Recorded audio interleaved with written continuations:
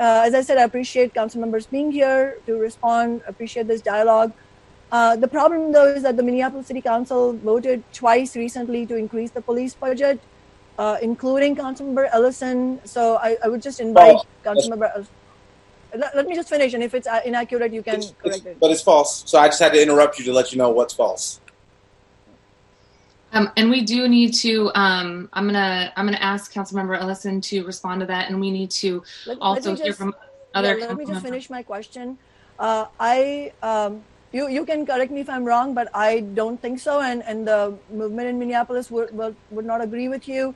I just wanted to I want to say that I really congratulate the people in Minneapolis who have done a lot of work on the ground, and there have been strong mobilizations in the past years to defund the police. So it's very important. But my main question is, in the resolution that you created, you name what you call, quote, all constructive stakeholder contributors, including the mayor's office, the police chief, Hennepin County, and Minnesota Department of Human Rights. I think it's problematic to call the mayor, who called the National Guard on the protest, the police chief, who's been overseeing all this violence, all of them to call constructive stakeholders. So I'm just curious why you would call constructive stakeholders. Thank you. Yeah, I would say that the way that our budget works is that we don't vote on individual budgets. The mayor proposes his budget. I'm not going to pretend like I know how every budget system works in every city, but the mayor proposes his budget, and both years I brought forward resolutions to cut the police department. One year was successful, another year was less successful, and so that's my record on the police budget here in Minneapolis. And whatever you've heard, I apologize for what you heard. As far as involving all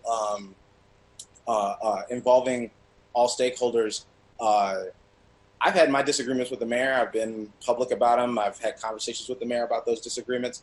But the truth is that we cannot undercut democracy, and the people in Minneapolis did vote for the mayor.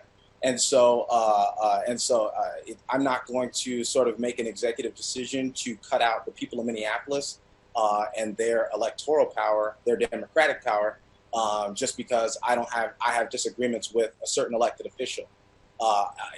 Certainly my colleagues who have disagreed with me for many years have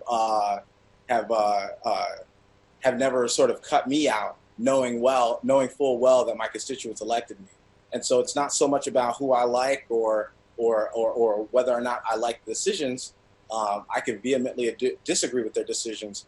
At the end of the day, this is representative democracy, and I cannot disrespect the people of Minneapolis by cutting out an elected that they voted for and selected democratically. So we can have those fights. If the mayor wants to disagree on how we move forward, I'm happy to sort of duke it out with them. But I won't cut them out entirely because the people of Minneapolis elected.